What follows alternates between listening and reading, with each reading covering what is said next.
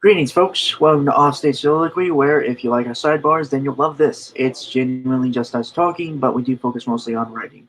With me is my intellectual superior and good friend, the Authenticator, aka Dalton L. Mortimer. Good evening, folks. Hello, how are you? And I'm your host slash wannabe vigilante in waiting, the brainstormer of pop culture. How is everyone doing tonight, whoever is actually here? Or more likely, anyone who's watching this post broadcast. Mm-hmm.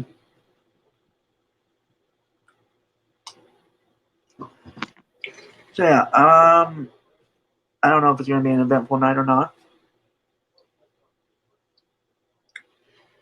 But here's hoping. So I guess our first topic is homage versus plagiarism in terms of writing. I mean, um, so Don, would you please, for the audience and maybe myself, would you please define homage and plagiarism? Homage or homage, depending on how bad your French to English is when you evoke established tropes, themes, or characters for the sake of reference or um, revering the original. Mm-hmm. And plagiarism is usually when you straight lift or directly take on elements of a pre-established work without giving any deference or reference to the original, in the hopes that basically you'll be able to mimic the effect of the original without giving it any credit. Mm-hmm. Okay. Yeah, that is pretty much how, and we are going to talk about like the different. What we obviously are going to talk about the obvious differences, and the problems that arise from maybe both or one of them. But I don't think there's anything wrong with homaging, because I mean that's probably the oldest form of meme is the homage. okay, And it's not as though it's a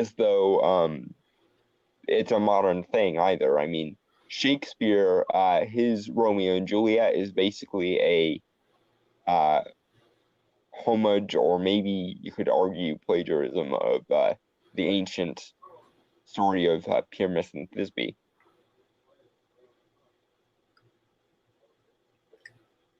hmm. So yeah, I will state that I was taught plagiarism in my writing classes, specifically, like my English classes, Mm-hmm.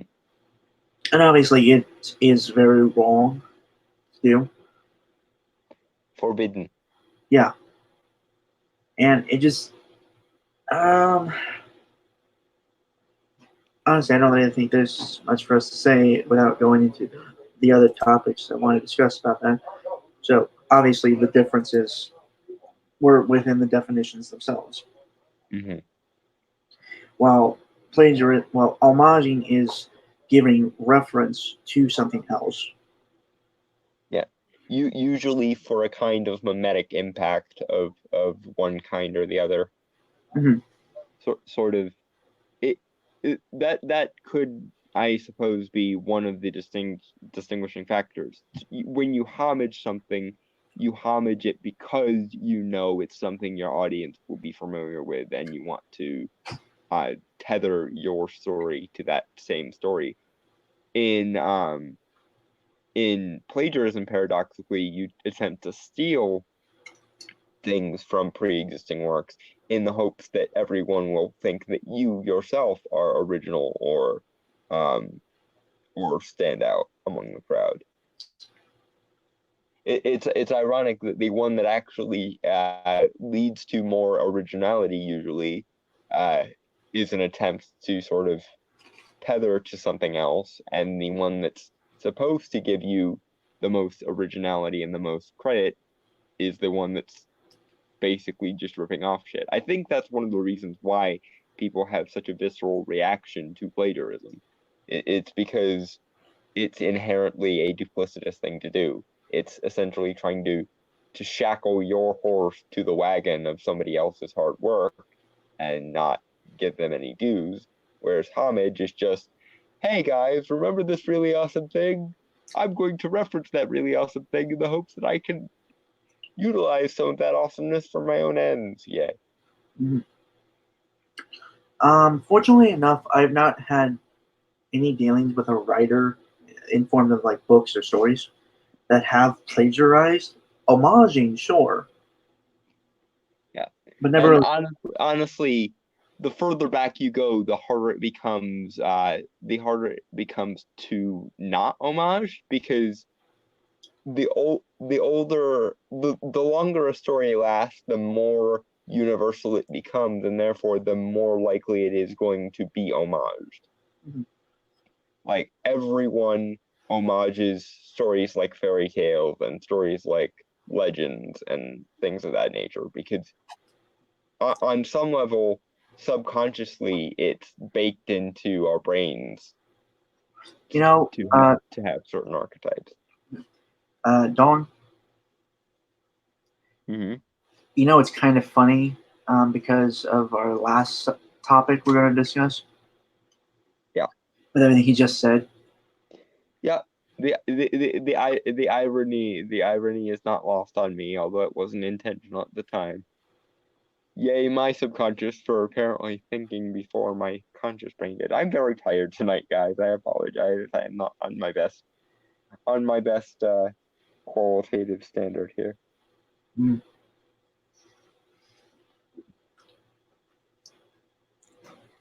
Right. So I mean, we covered definitions and we covered differences. Wow, we've already blazed through two subtopics of the primary topic. And away we go. Yeah. So the last one is basically how to homage and how not to plagiarize.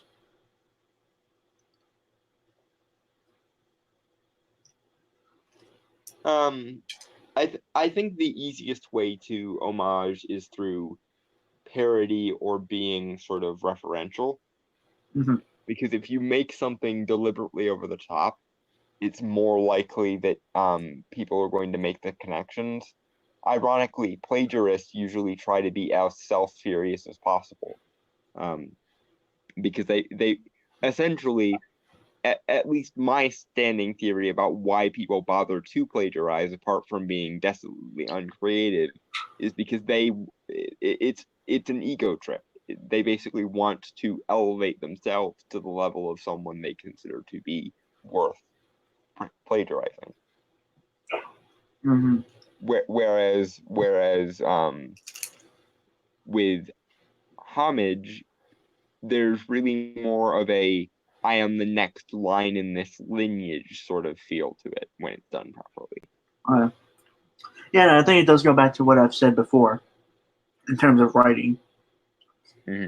is that nothing's truly original anymore, and the best thing we can do is take the stories we have known and read and enjoyed and kind of just put our own little twist or spin. Like, what if this, but with this twist?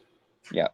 Everyone can draw an apple, but the apple that would be drawn by someone like Da Vinci is very different from the apple that would be drawn by Van Gogh, and both of those apples are different from the kind of apple that Andy Warhol would have created, and so on and so forth. Everyone is painting similar Actually, pictures. It's just a matter of the style and the color scheme and the there's actually something. motifs and whatnot. It's funny that you bring up Andy Warhol because there was a picture I had seen on Facebook about a quote he had made. I have it right here. Um, don't think about making art. Just get it done. Let everyone else decide if it's good or bad, whether they love it or hate it. While they are deciding, make even more art.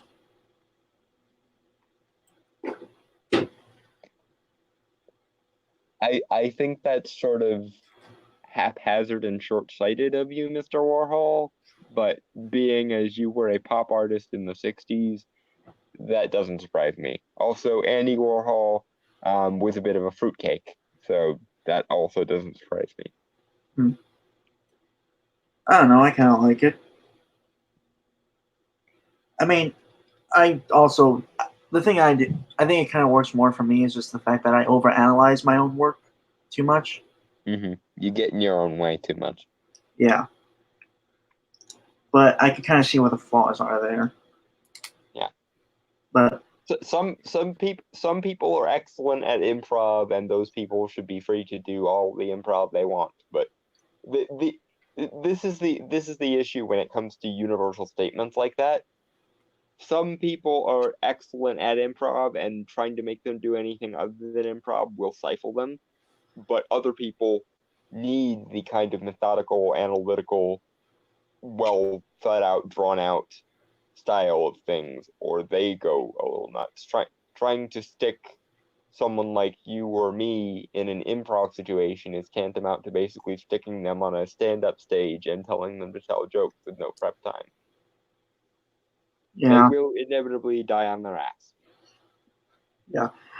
But yeah, so like, and I could, and I will say this: a lot of my work is homaging. You know, because I've talked at great lengths about some of my ideas and some of my stories I've worked on. Well, I mean, some of the best stories that we've had for a long time have been parodies of other things, so it's not like it's not been done before.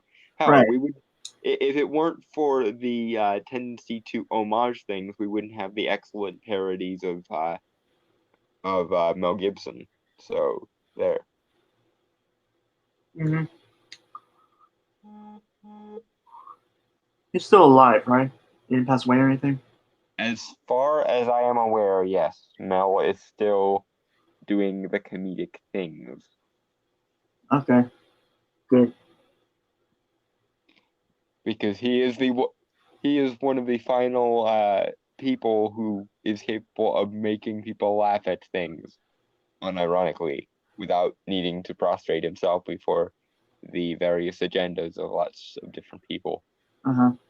You know, I'd actually seen a play that was of one of his movies, or it was a play at first, or it was Young Frankenstein, and I think said that once or twice on this channel. Frankenstein. Yeah, it was really good, by the way. I liked it. Keep in mind that was like when I was in middle school. So I think my favorite of Mel Gibson's comedies is probably The Producers. I need to Especially see that. now, it gets increasingly funny the further we go into the socio-political la la land that we currently find ourselves in. I need to see the producers. I've seen Blazing Saddles. I've seen Spaceballs, which was one like I think it's the first movie I ever saw of Mel Gibson's. Merchandising, where the real money from the movie is made. Mm-hmm. I also seen That Young right there, ladies and gentlemen, is one of the things we call funny because it's true. Yeah, and yeah, Young Frankenstein or Frankenstein, whatever.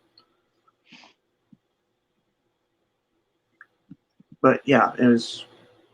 So yeah, I need to watch more of his filmography because I feel bad that I haven't. Um, Have you seen History of the World Part 1 yet? no. That one is probably my second favorite of his. He does a series of historically themed skits. Mm-hmm. Yeah. So yeah, so the whole homaging plagiarizing thing. Don't be a plagiarist because plagiarists are snooty dickwads. And usually out for nothing more than an egotistical power trip of some kind.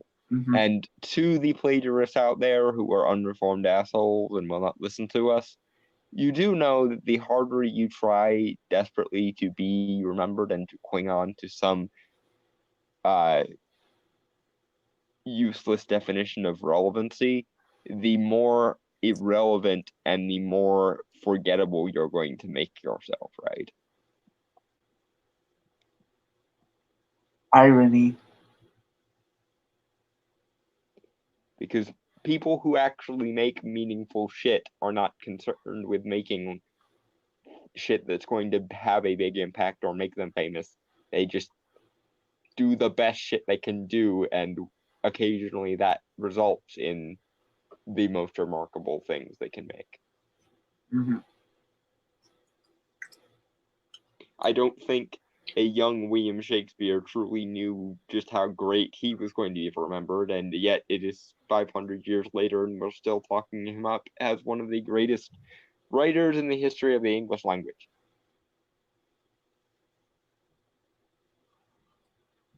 I say one because Chaucer doesn't get nearly enough credit. I think he deserves more. Hmm. So, do we have anything left to say? No, I think we can move. Okay, so second topic is description. Basically, when you ever read a book or something, is that it's going to describe how it looks so you can visualize it. Yeah. Yeah, that's description. Just describing how something looks, obviously. Mm-hmm. And I guess the first question is, when is it enough? Like when is there enough description? Well, okay. I don't think this is a question of quantity. I think this is a question of quality more than anything. Because if you are good at describing things, you can go on for half a page and you will do nothing but keep your reader enthralled. But if you are bad at describing things, then you won't get through as so much as a half sentence without making someone go, "Oh my gosh, that's a terrible, terrible turn of phrase." Yeah, there was okay, so there'll be some examples of that for me. So there was there's a fan fiction out there I had written. I'm not going to say what it was because I'm too embarrassed by it now. Mm-hmm. I mean, it wasn't like a bad fan fiction. It's just, again, like I wrote that years ago where I wasn't at truly honed my writing skills. Yeah. I'm still honing them. Still trying to hone them now. So, Yep. but I went a little, and this was actually a review someone had written on that fan fiction when I posted it. They had said that my descriptions for like the first chapter was a little too much because I went a little too in depth with how every piece of clothing a character would wear, like different shades of color and stuff, and I was just making like a bullet list of how the characters looked. So, yeah, that's like a poor example. Mm-hmm. I always try to focus on what words are as closely linked as possible to the essence of the character. Like when you're describing something, you should try to describe it in the context of whatever atmosphere you're attempting to convey. One of the greatest examples here, I think, is the intro couple paragraphs to The Hobbit. Um, he goes through the process of in a hole in the ground there lived a hobbit. Very simple, straightforward explanation, but he then sort of shapes the reader's attention by going through all of the sort of diverse things that a hole can mean. It's not a nasty, dirty, wet hole or a dry, bare, sandy hole. It is a hobbit hole, which means comfortable. And then he goes into excruciating detail. And to be fair, I think of all the loosely modern writers, Tolkien is the master of um, descriptive language.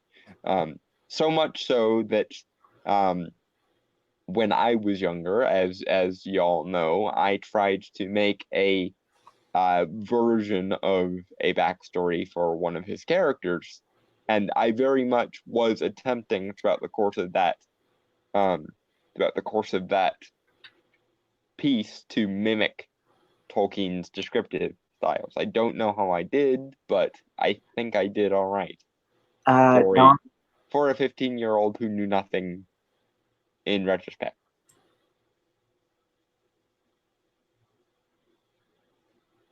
um, I want to thank you for reminding me, Dalton. I was really, really hoping we would have to do this, but oh well. Oh no, I didn't pull it up, but I'm going to hold that for later. At some point, I'm reading it. I know that, but I'm not going to do it now. You could just read it offline and save me the public embarrassment. Where's the fun in that, Dalton? No, but honestly, I do want to wait until like Corrupt shows up. Well, he's not going to show up tonight, folks. He told me that. Maybe tomorrow or maybe Sunday. Well, I thought you wanted to save this specifically for Soliloquy because it was writing related. Okay, that's true. At some point in the future, folks, I might read it, but more often than not, since Dalton is my friend, I will read it to him off screen. Yeah, will you just read it offline and spare me the embarrassment? And then we can talk about your impressions of it when worse comes to worse. Right. Okay, but okay, so little. I'm not sure if I've mentioned this before, but I have a book with me that I got from a library. Yes, I go to a library, and I'm a millennial. So glad that some of us still do. I actually in my school we all had to do these things called senior projects, which involved like volunteering. And I decided to volunteer at my local library. So for like 6 months to a year, I was instrumental in helping organize my local library, which was going through a transition phase where it was transitioning from a physical card catalog to a digital card catalog. So many hours spent in the stacks of that freaking library, I gotta tell you. And then, of course, after getting out all the cards that needed to be taken out, which took for freaking ever, I was the one who then inserted those books into the digital card catalog for a significant portion of time. And I will tell you this, working at a small town library, if I never see the name James Patterson again, it will be too soon. James Because Patterson. for whatever reason, that was the main variety of books that people liked. So no matter how much better literature I recommended to people, and that was one of the benefits of working in there, was I got to interact with people that visit the library and recommend them books and stuff. But instead, usually it was just James Patterson this, James Patterson that, or Tom Clancy this or Tom Clancy that. And I grew to have a deep and abiding hatred of those authors. I will say I read like one novel from James Patterson. There's like one of his Maximum Ride series. It wasn't bad. I feel like I grabbed the wrong book, like a one in the middle book, so I didn't have all the proper context. Mm. Um, I'm not saying that James Patterson is a bad writer. I will say I think he's significantly overrated given his quite rabid fan base apparently. But I don't think he's a bad writer. I just think he is so common and so prolific that his fans are he is basically to thriller novels what J.K. Rowling is for turn of the previous century fantasy novels. I'm glad that they exist, but I really wish we could have culturally fixated on something fucking else. okay. Right, this was a book I had mentioned I had for a while. Just started reading it today. Sorry, I was eating. But the Wheel of Time, Book 1, Eye of the World. Mm-hmm. the record, it's like 14 books of a series, I believe. Hmm. I'm just starting on book one now. Oh boy. But either way, when I read the prologue, I'm still in chapter one, I believe, and it's a good, like, we're talking about descriptions, so I'm going to read a little bit of like the first passage, so like, you know, to show a good, like an actual official description. Mm-hmm. Yeah. Okay. Prologue. Dragon Mount. The palace still shook occasionally as the earth rumbled in memory, groaned as if it would deny what had happened. Bars of sunlight cast through rents in the walls made motes of dust glitter where they yet hung in the air. Scorch marks marred the walls, the floors, the ceiling. Broad black smears crossed the blistered paints and glint of once bright murals. Suits overlaying crumbling friezes of men and animals would seem to have attempted to walk before the madness grew quiet. The dead lay everywhere, men and women and children, struck down in attempted flight, but the lightnings that had flashed down every corridor were seized by the fires that had stalked them, or sunken into stone of the palace, the stones that had flowed and sought, almost alive, before stillness came again. Hmm. Feel like again, it intrigued me just right off the bat because I started to picture how it looked and stuff. Yeah. Though I remember someone saying that Robert Jordan, the author of the books, or one of the authors of the books, tend to be almost a little too much descriptive when he would describe a room or something Yeah. like People have told me that about Tolkien as well, but I can't see it. Like, I want to be able to sort of feel the air and smell the smells and that. associate the textures and so on and so forth. I'm kind of synesthetic when it comes to my reading. Yeah, right. And again, like I said, and remember the prologue I had read from my original story I had tried to Yes, write. I do, and I remember your sentences being rather clunky. Yeah, I think for me it was more of a problem of I didn't know how to really make sure it Hmm. flowed like very much. It didn't flow right. You know what I mean? Like it. Yeah, I've always been an advocate of the method of if you're uncertain of your own abilities to write, write it as though you are reading a book by your own favorite author. Mm, yeah. If you want to develop a good style, then essentially mimic a good style or Right. what you think a good style would be. So the other question I had was when is it not enough? So like when the author tends to describe things in very minimal, so it kind of makes more your mind run a little more, think a little more of how it looks and stuff. Um, That can still work. I'm just saying, it like, it can, but it has to be a very specific kind of book, I think. right. I think more Um, often it works best in horror. hmm? It works best in horror. You know, the minimal detail and stuff. It can, especially if you're describing something that's supposed to be unknowable. And that is the only time when I think um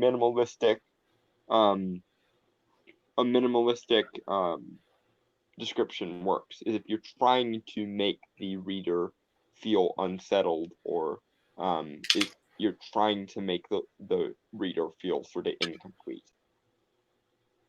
That works. But when you're trying to convey the richness of an environment, it's better to sort of structure your linguistic equations um accordingly. Yeah.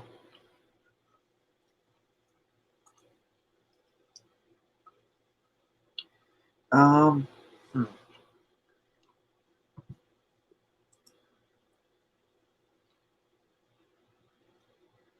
And I was not really thinking when I wrote these questions. As the last one says, how to be descriptive. Like, how do you think being descriptive would work? It really depends on the situation and also what you're trying to describe. I think in general, the more complicated or intricate or abstract um, you are trying, the thing you're describing is, the more concrete and specific and precise your language has to be. Right. When it's So, when it's when it's something very simple or very basic or very concrete, you can kind of get away with the punchy sort of direct statement. But when it's something like the concept of love or the atmosphere of a room, you're going to want to sort of crystallize the uncrystallizable is, I guess, the best way of putting it. yeah. So let's say you're describing a place, right? Mhm. Um, I'm trying to think of a place that's kind of very abstract. Like, I want to say Hogwarts, but I don't think it's that abstract to define. Maybe the inside of it, but huh. What about the TARDIS? Hmm. If I had to describe the TARDIS,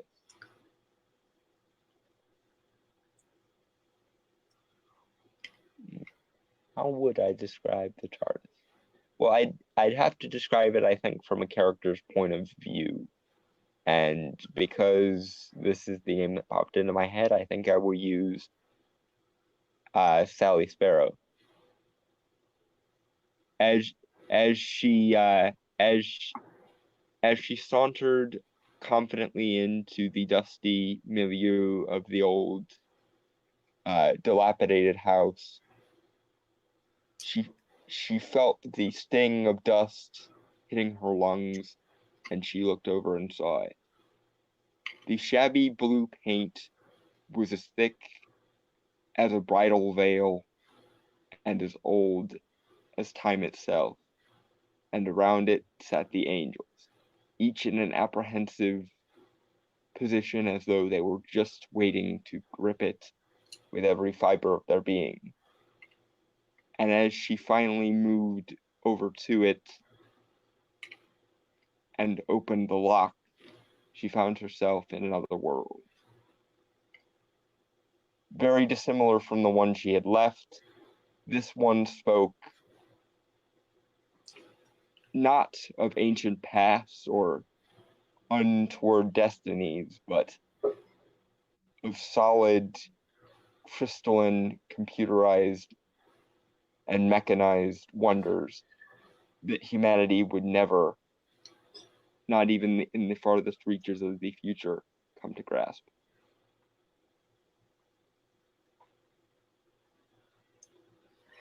How'd I I gotta do? be honest. I gotta be honest, Don. I think when it comes to writing locations, I might just have you do it. I apologize that that was completely unstructured and rambling, but I was improvising it, so Well, no, it works. It's actually really good. I'm sure if I listen to this section later, it's gonna sound like complete babbling to me because I am so fucking tired. Yeah. But I think I at least did my best here. Hmm. Running on like 4 hours of sleep, maybe that's pretty okay, I guess. Anyway, moving on. Yeah. I mean, I don't really have anything else to add about descriptions or anything. Overall, I will say the whole thing is it depends on what you're trying to describe. I think for solid objects and like people or places, I think you kind of again you have to like choose your words wisely to describe them. Um, This is a thing I don't think many people have grasped about language. Words are as or words can be as precise and useful as numbers, but that means you have to be very precise about the equations that you balance. If sentences are equations, then you have to be very careful about the numbers you put into them, basically. Yep. So let's see. Oh, right. Okay, so I'm gonna pull that up.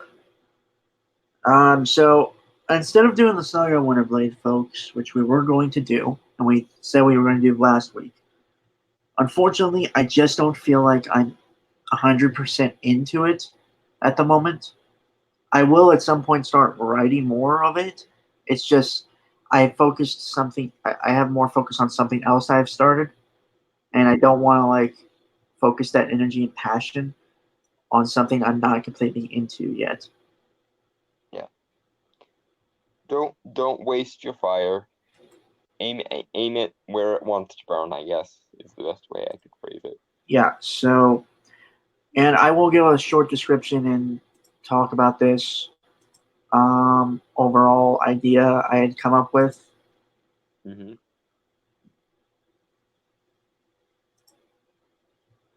Can you? Yeah, you can see it. Yes. Okay, hold on. Let me pull it up By to the way, the. did you finish the plot outline that we worked on last week? I thought that was just gonna be. No, I have not, unfortunately. Like I said, I have the ending finished. It's just more of like the climax and falling action I need to work Uh-huh. on. So maybe next week we'll do that. Yeah. Right. Okay. So this story is called Saga of Fable. It is not to be confused with Fables, the comic book, which I actually have not read. I've seen like the game that's based based off the comics. You know, The Wolf Among Us by Telltale. Mm-hmm. I have not played that either. It's not really interested in it, but don't be confused. The term fable here is in term of the world. Like the world itself is called fable, and there are a few reasons why why that's called that. Um, but the whole plot of this story is an assorted cast of middling teens go to a school for training the next generation of great heroes. The young man, after joining the school, um, and some new friends must expose the villainous plot that's been set in motion. So, you know, your Garden Variety story with a little twist here and there. And I've told Dawn a few of these twists, but Mm-hmm. I want to keep those kind of secret at the moment. Um, but yeah, and I don't know. Should I mention the meta commentary, Dalton? I would. It's kind of a crucial part of what makes your world distinctive. Yeah. Mm-hmm. So overall, the story itself is a meta commentary on storytelling in general. Kind of again, it relates to what I've constantly said. You know, you we're not. There's nothing really original to tell anymore. Everything's already been told, and all we really can do in terms of making stories is just add our own twist to it. And kind of my thing is I'm taking bits and pieces from all different types of storytelling and making them work together. It is a overall it is a kind of generic fantasy story in the broadest strokes of plot. Well, but then again, so is Discworld, and that went on for 50 plus books. Yeah, actually, uh, but yeah, no, it's like I said, I'm taking different. I'm taking inspiration from various different things, from fairy tales, from other stories, from other fantasy stories, and okay, I'm gonna even mention this. This is essentially kind of how and I've talked about this from the show. If anyone knows the show, Ruby, RWBY from Rooster Teeth. I've talked about it not at length. At some point, we probably should.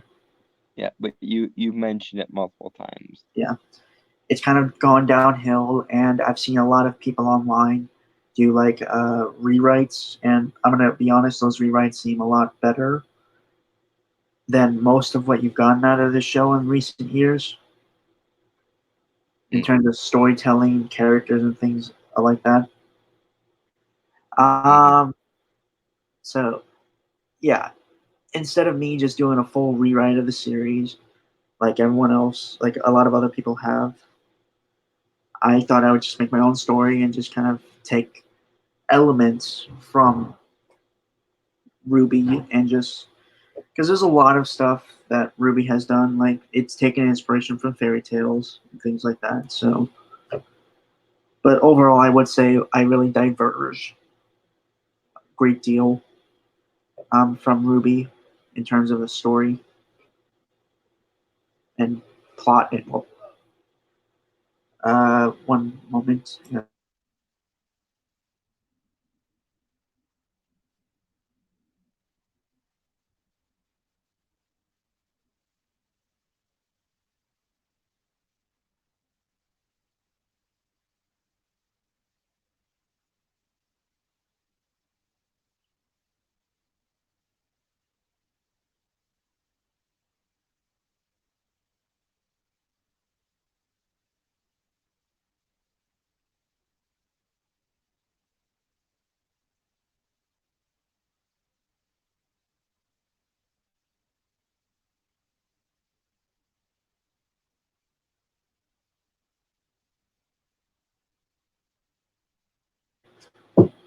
sorry, I had to answer a few questions, but yeah, like I said, it broad strokes, it's a very generic fantasy story, kinda. I do take liberties and stuff with it. I have mentioned a few things with Dalton off stream a few times. Um, Mainly, he is going to be here to talk me through like crafting a magic system, even though we aren't technically there yet, unfortunately. But I think all in all, Dalton might help me construct some of the countries that are within this world. Mm-hmm.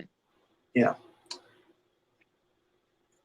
And I also did some pretentious crap. Instead of using times or eras or ages, I have the words epochs.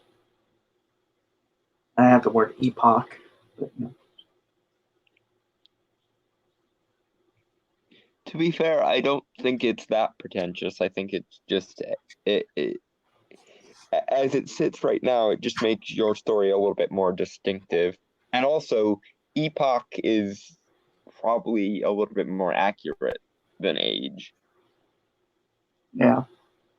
Um, but yeah, so the world of Fable, see, it's an interesting thing because it does. And I'm going to be honest, I borrowed this idea from Weaponized Nerd Rage. Like I don't know how long ago it was, but he was talking about his D&D style game he was coming up with. I believe it was called Obsidian Dawn. Mm-hmm. I don't know what happened with that. I'm not sure if it fell through or whatever. I was talking about it a while back, but overall, I took an idea that was basically, well, if you can see here, it says I clicked wrong thing. Hold on. I'm sorry, I'm a little tired too, folks. But yeah, Fable, a stitched together hodgepodge of various different worlds that have long since passed. Now it's now it is its own world full of wonders and darkness. It has a sun called Solus, which is Latin for solar, and a sliver of a moon known as Alagnak. And I don't think I'm pronouncing that wrong, and I feel bad, but that is actually the Eskimo, not Eskimo, Inuit. Inuit god of the moon. Because I wanted again, like I wanted it to be called be different Mm-hmm. instead of calling it Luna or something like that. Yeah. And I just decided to look up names of gods of the moon. And yeah, and again, mostly that's how a lot of work I would do. When often when I want to name something different, I go online and I look up something that means something related to that thing. Mm-hmm. Yeah. So yeah, and I believe there are. Damn it! Why do I keep clicking the tabs? Yeah. So there are like 7 epochs, and that is how you say it, right, Dalton? Epochs. That is how you say it, yes. Okay. And we are in the story. You find yourself with this character, with the main character, in the 7th epoch, which is the current epoch. Uh, and yeah, like I said, and my greatest strength in writing is world building, which is what I'm currently doing, is building the world, like the history and stuff. Hmm. Pain in the ass, but I gotta do it. Mm-hmm. Yeah. And uh, uh, oh, right, I wanted to mention this. So here you can see there are continents I have listed Mm-hmm. here. So the first one, which is the largest continent of the world, is called Tolkien. Hmm. Because I did want to pay homage and respects to other writers that came before me in terms of fantasy writing. So, and if you could, it's the largest continent in Fable that's called Tolkien, kind of mean, I'm sure you can get the meta commentary there. It's a reference for anyone that's not clued into that by now. Well, I was referencing that Tolkien is kind of a big name within the fantasy writing. Mm-hmm.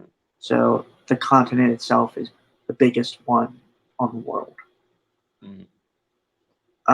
Pratchett is the second largest continent of Fable, which I'm gonna be honest, I have not read much. I've not really read anything of Pratchett. I've seen a little bit of like adaptations of his stuff.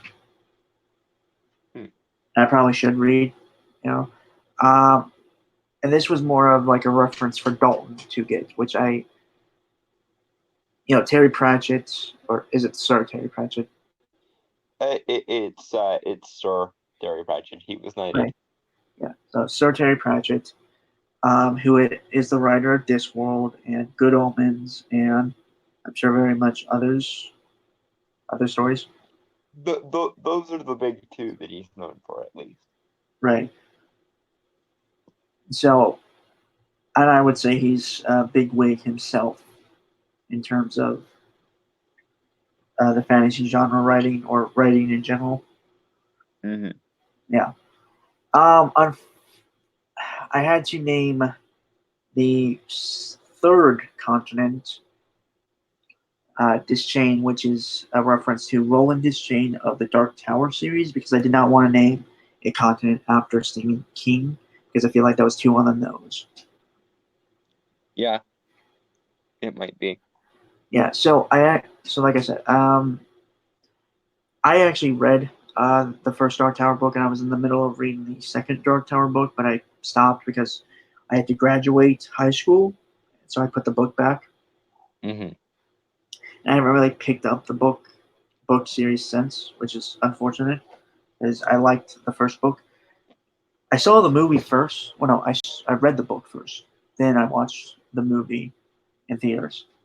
Have you looked for it at the library at all? Not at all, actually. I was more interested in reading the Witcher series, but I I couldn't get into the writing of the books. Mm-mm. Like I think the major thing was is that the translation made it a little hard to read it because I don't know, it just felt off to me. Mm. in the way it was structured. Yeah, I only know stuff about the books from skimming them a couple of times and then filling in my gaps with the wikis. So I can't say much about the writing style. Mm-hmm. So, and that's why I picked up Wheel of Time, and I'm hopefully going to finish this series. But yeah, and the last one is the Excalibur Archipelago, which is, an archipelago is a small chain of islands. If you didn't know what an archipelago is, folks. Mm-hmm. And I figured I'd have to get some type of Arthurian reference in there at some point. If not by character, then by some land or something. To be fair, you also should probably give Homer some credit because the the oldest of the old, or at the very least, Gilgamesh. Yeah, well, again, I'll probably do that at a later time. Mm-hmm. And I think just for the just for the ease of me in writing, I tried to keep everything kind of very much smaller instead of like having a bunch of different countries or a bunch of different continents and stuff, Mm-hmm. just to make it easier on me. Yeah. So you got three continents with one archipelago, so and 9 countries in total. Hmm. So yeah, Fable is kind of a small world, all things It's a considered. small world after all. Yeah. So I covered Achilles. So the titles of these countries are Achilles, Prometheus, Beowulf, Merlin, Lovecraft, Poe, Holmes, Gaiman, and Shakespeare. Hmm. Any comment, Dalton? Well, apparently your dog has a comment. Yeah, but We had already discussed this once off air, so I don't really have any additional commentary other than you probably should give the Epic of Gilgamesh and or Homer's Iliad and Odyssey some dues here. might make a city. Name it after them. Name it something because I had a city in the country of Prometheus called Midas. So again, I'm still working on it and all. So, but Yeah. yeah. So um, Dalton will be helping me kind of come up with kind of story of the country of Merlin. Hmm. So it is the second oldest country of the continent of Tolkien. Uh, yeah, following the Epoch of Carnage, this country was founded in the southwestern uh, swamps of Tolkien. Hmm. Interesting.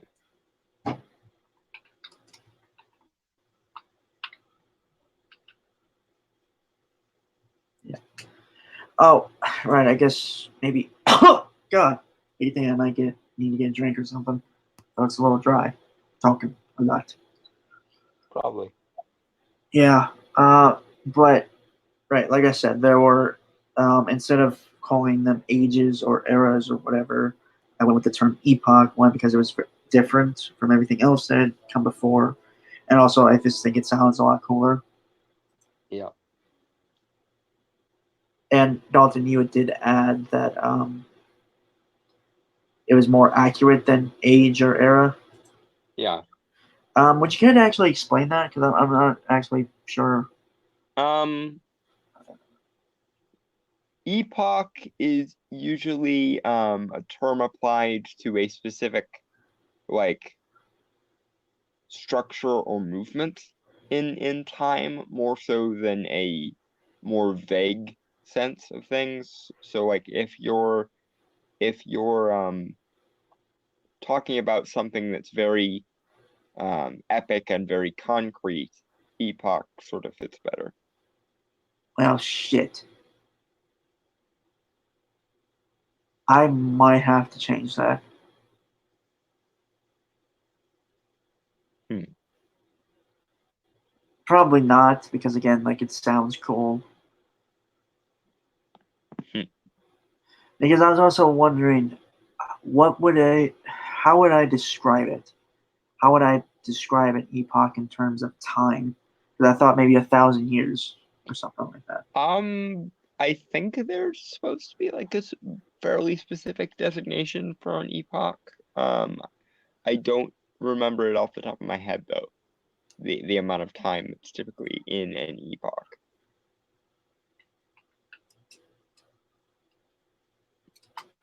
Might be something you'll have to look up.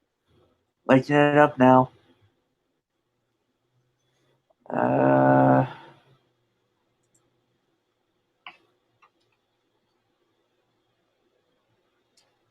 hold on, maybe. Okay, so I looked up the definition just to get it better. So, a period of time in history or a person's life, typically one marked by notable events or particular characteristics. Hmm. So I guess that I actually guess that works better. That works. Yeah. Okay. So right. So I was going back to Merlin, where it was formed after the Epoch of Carnage. So like I said, Epoch was a different time that happened. So the Epoch of Carnage was because, well, it was during the first one, which was called the Epoch of the First People, which was when Fable was made. Those who came with the peace of their world, trying to make sense of what happened and why they were there.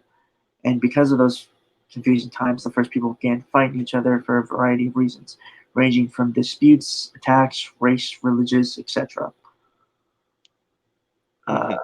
and a large amount of death occurred during this time. So, Epoch of Carnage. Hmm. Well, I didn't want to call it Epoch of something. Kind of seems a little too generic. So, again, like mostly how I name things is because it sounds cool. You could have gone with like Epoch of Blood or something on those lines. It's a little too edgy. A little bit. Yeah. And maybe an edge lord, but I'm not that much of. I don't have that much edge. Your edge has been filed down. Into a sharp, precise tool. Or you just have been banned by the United Kingdom's government Why not because both? hmm? Why not both?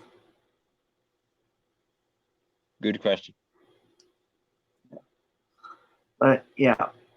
And so after that, and this was, I'm sure you would like to know more about this time from our world, is the epoch of magic.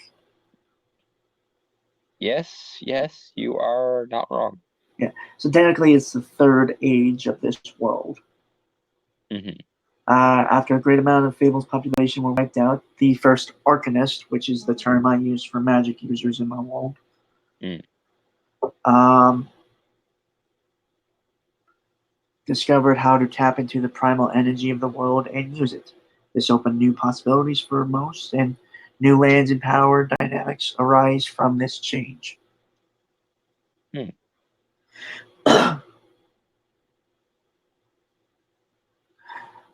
um, all in all, I am, for the most part, I'm going to keep like the earliest ages kind of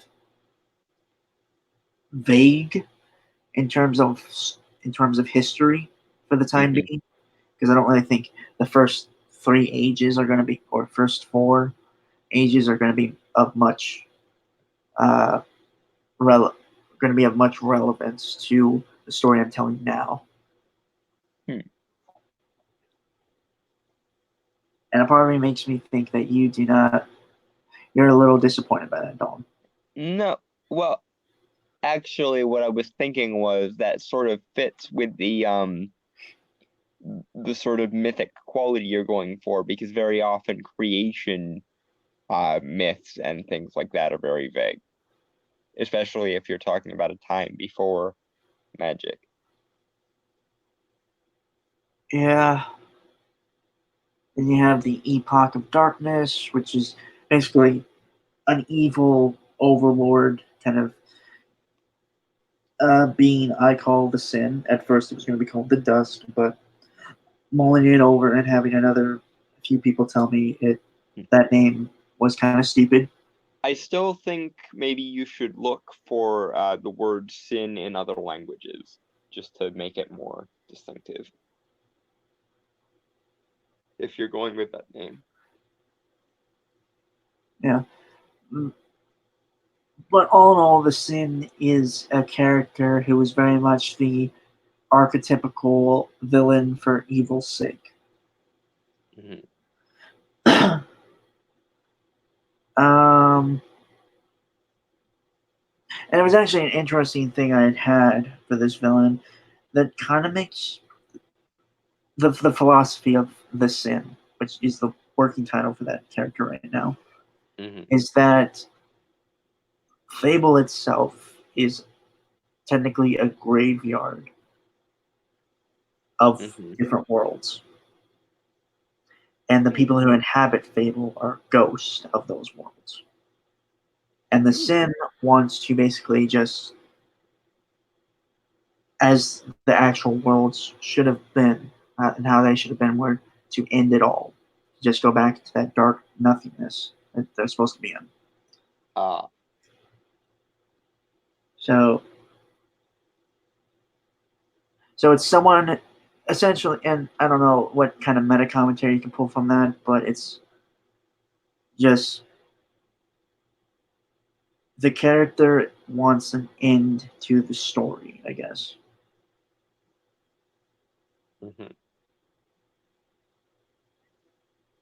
Then you got the Epochs of Legends, which is very much the prototypical, um, Legendary era, yeah. yeah, with a bunch of heroes, a bunch of fantasy stuff, and all that. Um, and then we have the Epoch of Peace, which is again like the current time you're watching, or not watching, but reading the characters in. Hmm. Um, and it's called that obviously because after the Epoch of Legends, where there was like a war and stuff, this is like peacetime, but everyone's worried because they're holding their breath for the inevitable tipping point. You know. Yeah.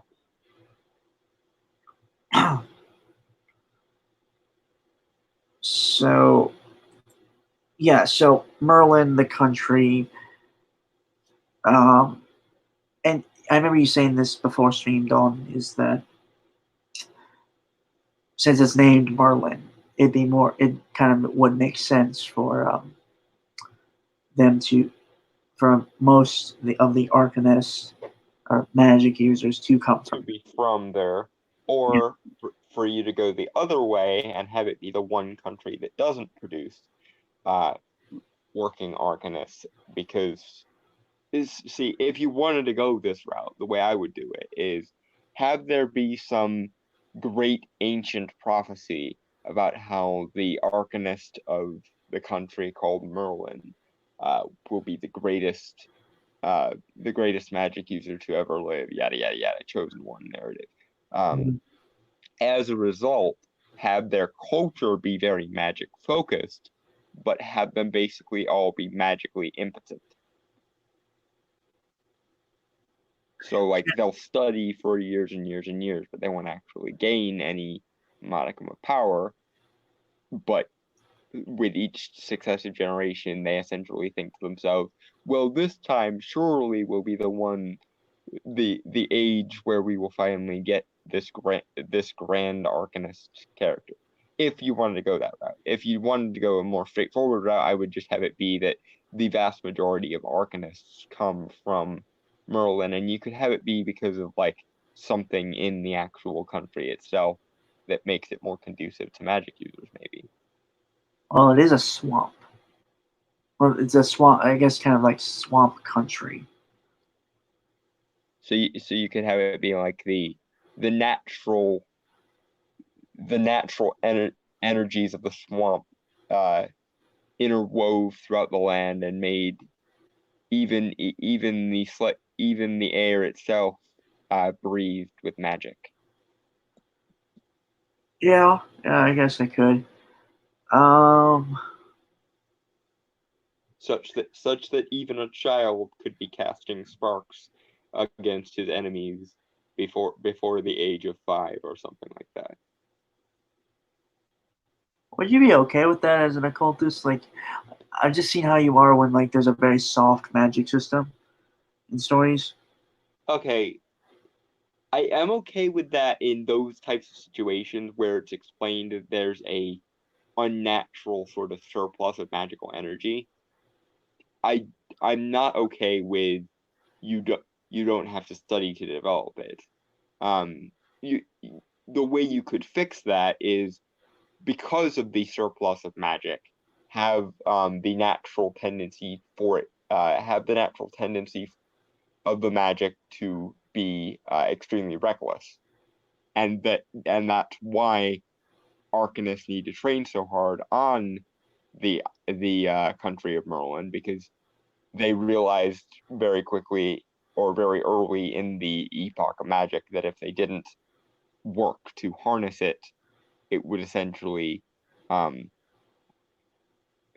rip through the world like a herd of wild wildebeests and destroy everything it touched, Right. and thereby only someone with a will as hard as iron, as precise as a doctor's scalpel would be able to properly harness magic Right. and Also, tame sort of the wild tendencies of it.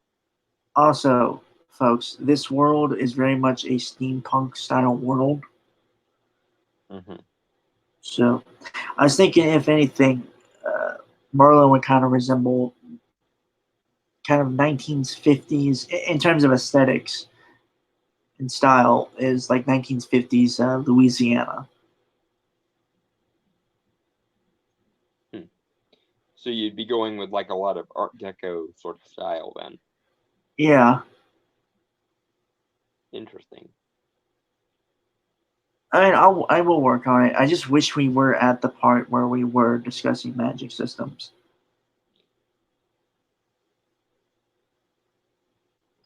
But I Yeah, do like, it definitely should be interesting. yeah, I do like the idea of that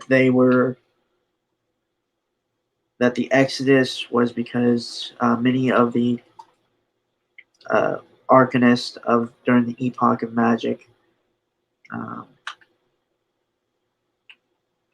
because they felt a natural draw to this place because of like the heightened magic there. The ridiculous magical surplus. Yeah,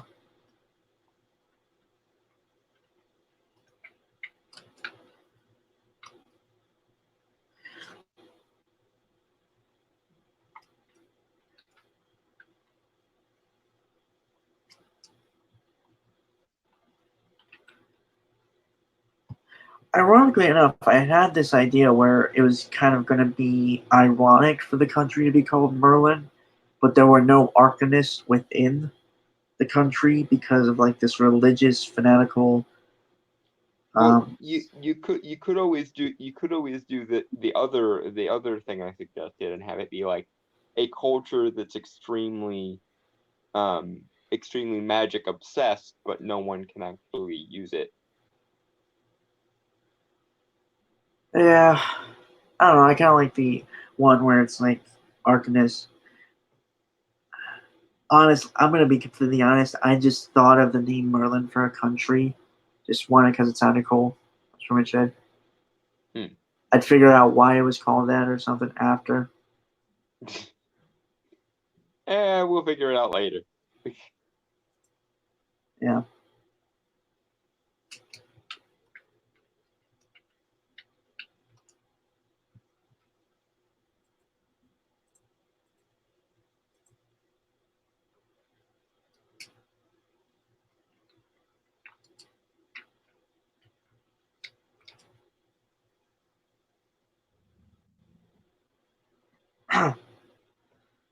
Though I don't know, part of me wants to bring up the races of Fable because there are like three different races. I had told you about the two, where it's like humans and Dobosu, which I had to respell it for the English language, but it's the same pronunciation, I believe, of the Japanese word for creature. Hmm. Um, but the third race I had come up with like earlier today, succubus or succubi, Hmm.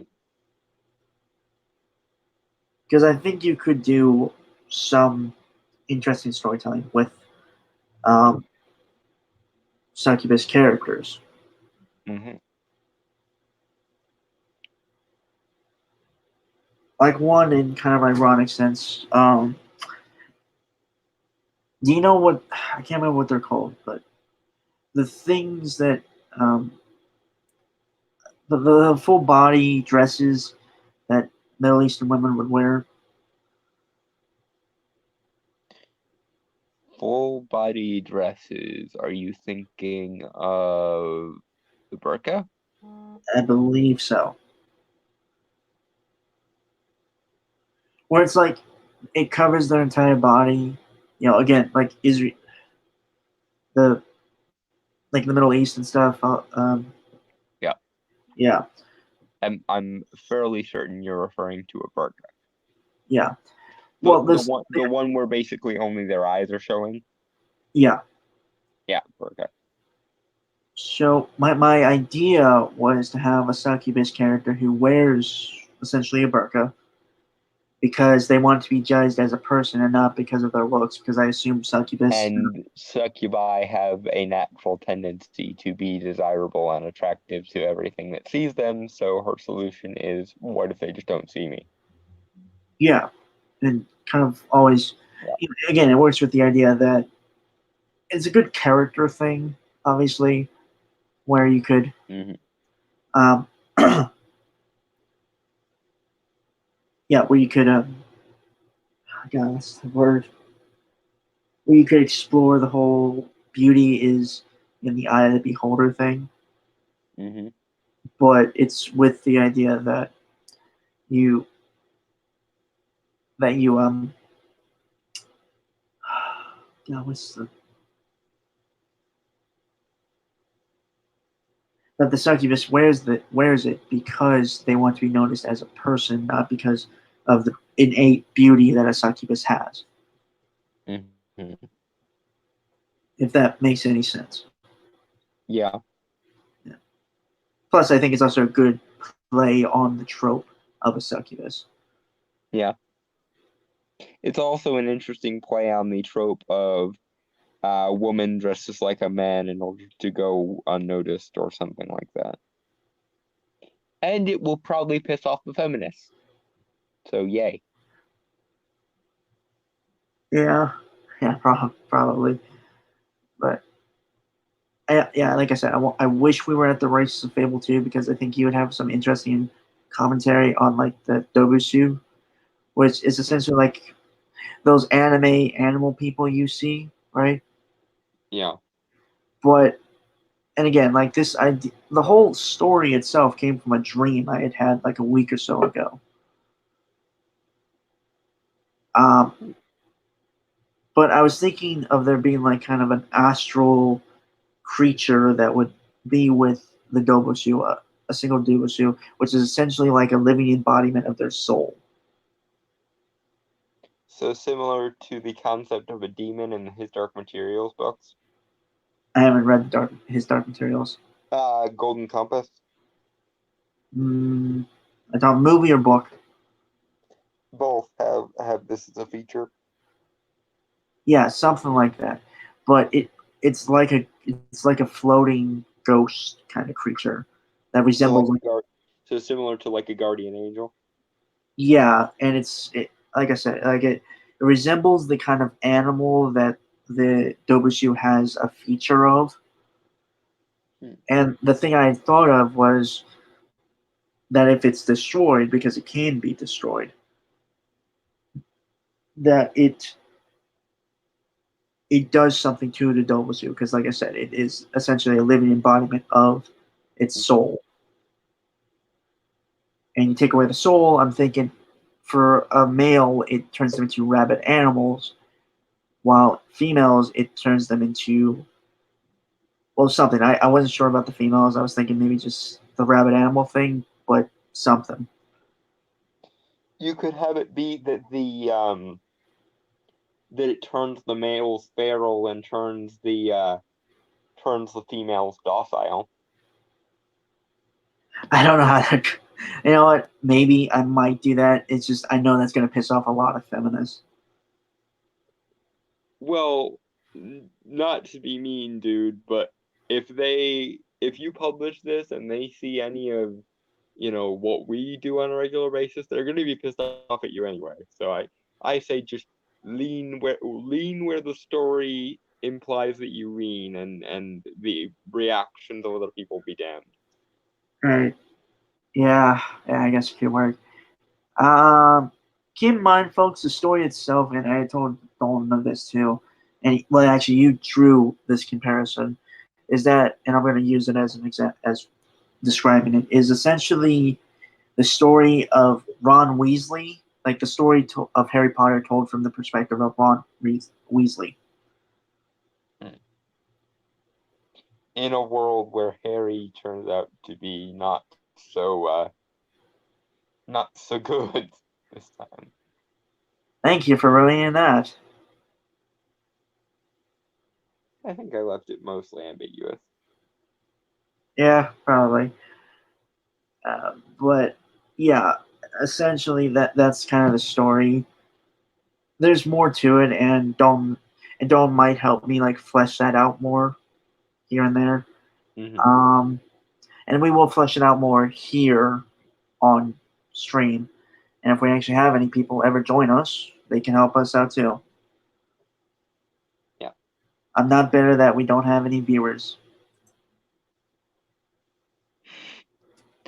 Totally not bitter at all. Please, but that being said, please love us because we need it for our personal validation complexes. Lol. Not really that. It's just there used to be people here. Now there are no people here. There were once people, and now there are no people.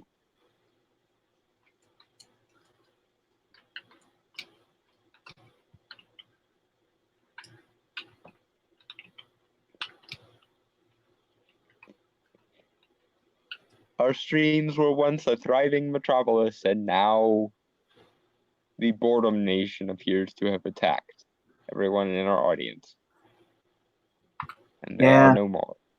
Yeah, it could be that I don't properly what's the word? Properly Advertise? yeah. Probably. Yeah. That's unfortunate. But yeah, actually this brings up an interesting point. Interesting thing about Merlin. What kind of government do you think you would have?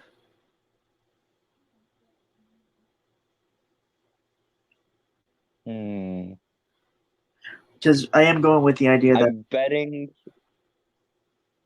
Sorry, go ahead. well, yeah, I'm going with the idea that it's where a majority of the Arcanist or magic users um, come from. Yeah.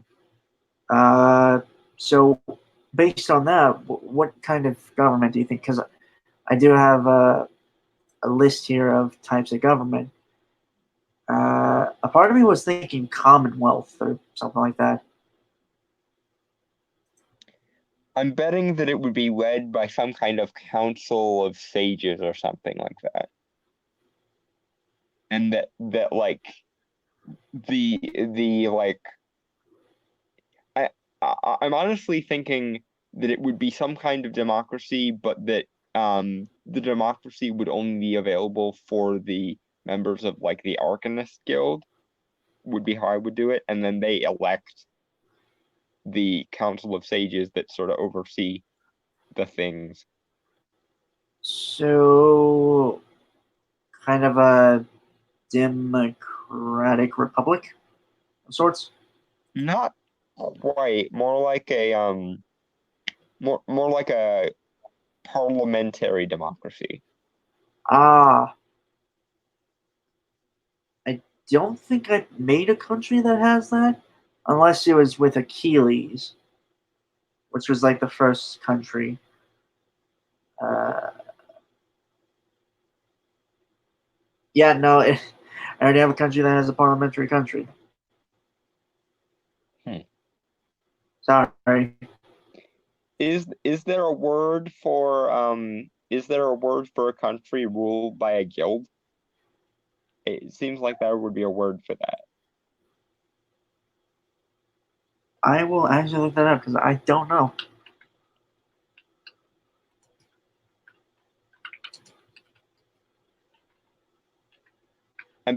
I'm almost sure there's a word for it. I'm blanking on my terms here. Looking it up, looking it up. Load, load, load, load, load. Uh, mm, there does not seem to be a word. It could just Hmm. be guild,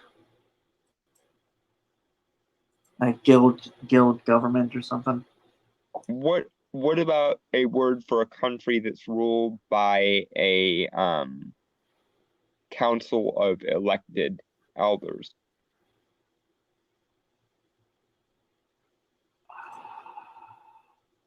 or a country ruled by elders?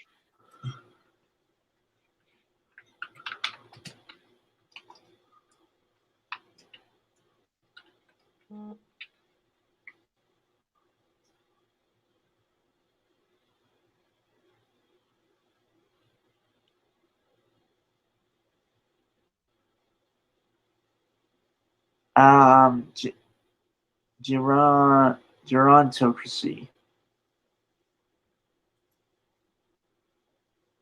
Hmm. I don't think that's how you spell it, or how you say it, but it's a weird word, Hmm. and I didn't even know this was an actual thing. So yeah. Um, so yeah. Uh,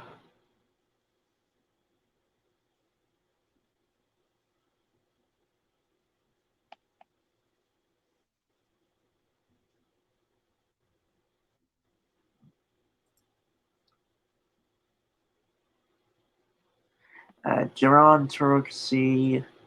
Yeah, gerontocracy. It is a form of oligarchical rule in which an entity is ruled by leaders who are significantly older than most of the adult population.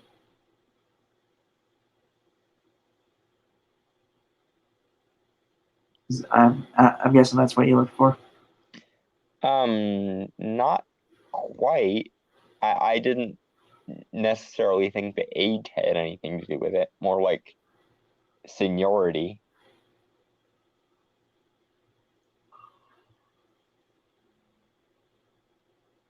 Or one that kind of be in lines with age, seniority. Um, Only kind of loosely, because you might have a young upstart arcanist that is like naturally gifted and rises through the ranks quickly. Yeah.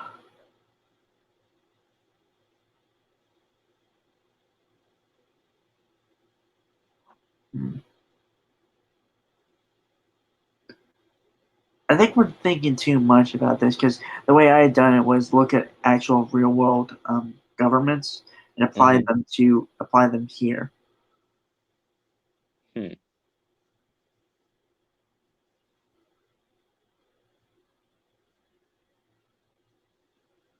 I wouldn't even know what to call it. Is the thing.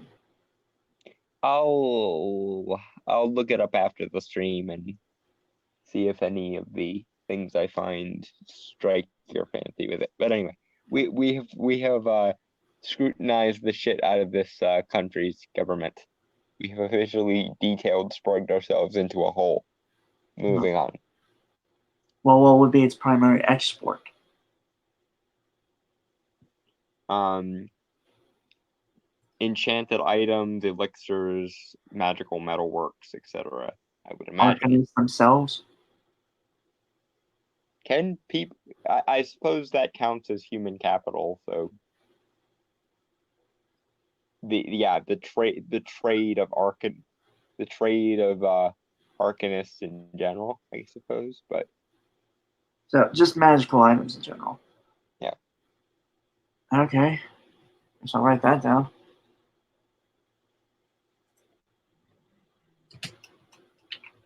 Yeah, because I want to have like the idea is that there is a world of politics that at some point the characters, like the protagonists, will have to get involved with in order to proceed on their journey. Mm-hmm. But also, it just helps with world building in general. Yeah.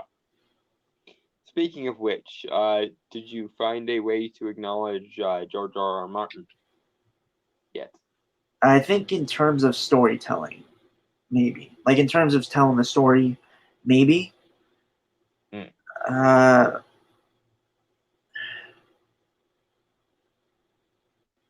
like maybe in style of telling the characters or something. I mean, I did have a history for Achilles where there was a character called the Bloody King who used his knowledge of magic to kill those he deemed traitors and conspirators. Most theories are based on this king losing his mind due to dabbling into darker magics he did not fully understand. Uh, and because he's called the Bloody King, you could have that be blood magic. Something like that. I do also have it that after rebellion and succession, the kingdom fell under control of one of the Bloody King's bastard daughters. Daenerys, is that you? Lol.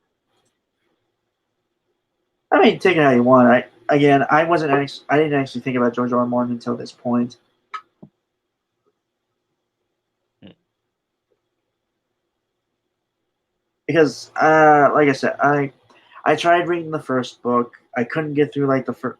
I got through like the first 10 or so pages. Mm-hmm. Like it's a long book, and I'm fine with that. I'm okay with that. Like I'm reading a story that's about 700, a little over 700 pages long, and I'm committed to reading that. It's just I don't think the Game of Thrones series, the Song of Ice and Fire series, really, I really connected with or anything. Mm. Fair enough. So yeah.